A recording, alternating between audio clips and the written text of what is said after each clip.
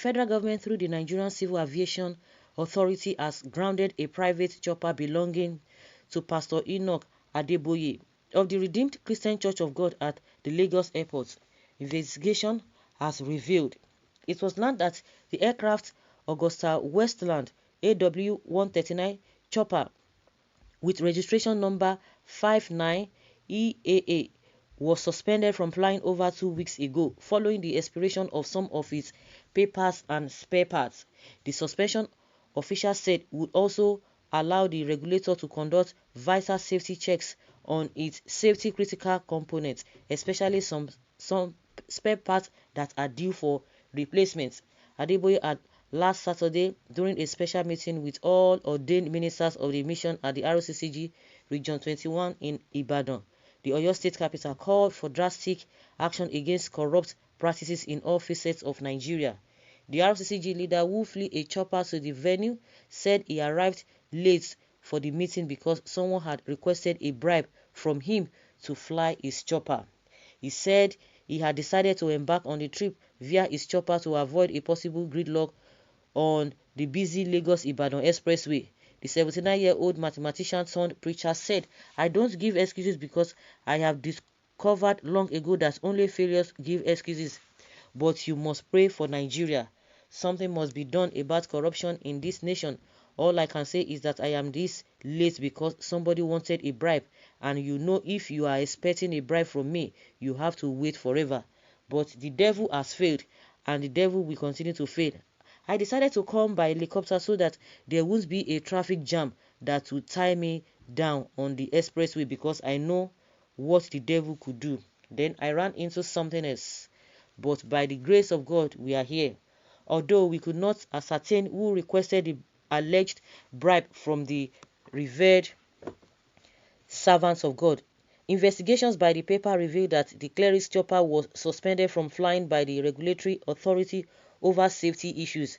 Multiple aviation sources confirmed that Adeboye could not fly his chopper with registration number 5N-EAA to the Ibadan program, but had to fly another aircraft reportedly belonging to Bishop David Oyepo of the Living Faith Church, Winners Chapel, a top official of the Nigeria Airspace Management Agency, who is close to the operations of the two choppers belonging to the servants of God, said the team relating directly with Daddy Gio should have told the man of God on time that his chopper had not been cleared by the NCAA, and as such it couldn't go on the Ibadan trip.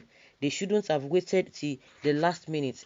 The NCAA, Aviation Regulatory Agency, that we have now is different from what we have now is different from what it used to be. There is a new man in charge who always insists that things must be done properly as far as the safety of lives is concerned. The church protocol team should have told him that the NCAA has not cleared the aircraft and it may not clear it within a short time because certain procedure must be followed.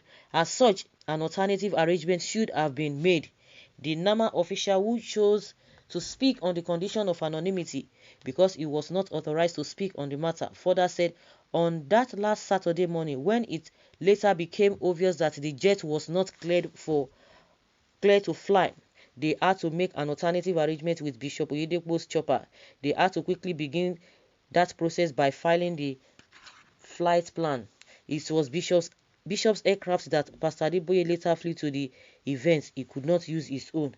A top official of Omni Blue Aviation, the airline operating the chopper of Adeboye, confirmed the developments. The official, who chose to speak on condition of anonymity, said a letter from Italy-based Leonardo, the manufacturer of Adeboye's AW139 helicopter, requesting the NCAA to grant a time extension on some spare parts that are due for replacement, came late. The spare parts due for replacement have been ordered from the manufacturer, but they have yet to be shipped into Nigeria because they are usually produced on demand, according to Omni Blue Aviation. As such, the NCAA could not immediately grant the requested extension. Instead, the regulatory agency requested that comprehensive safety checks be conducted by the aircraft in line with standard aviation safety practice. He said the NCAA that we have now is different from what it used to be. It always insists on standard. We don't want any disappointing situation for anybody, especially for a globally reputable servant of God like Daddy Gio. It appears the man of God was not properly briefed, but we thank God an alternative arrangement was made to rescue the situation. Safety is first and paramount. No life is worth toying with. How much more that of a servant of God like Daddy Gio as an airline? We won't compromise safety no matter the pressure.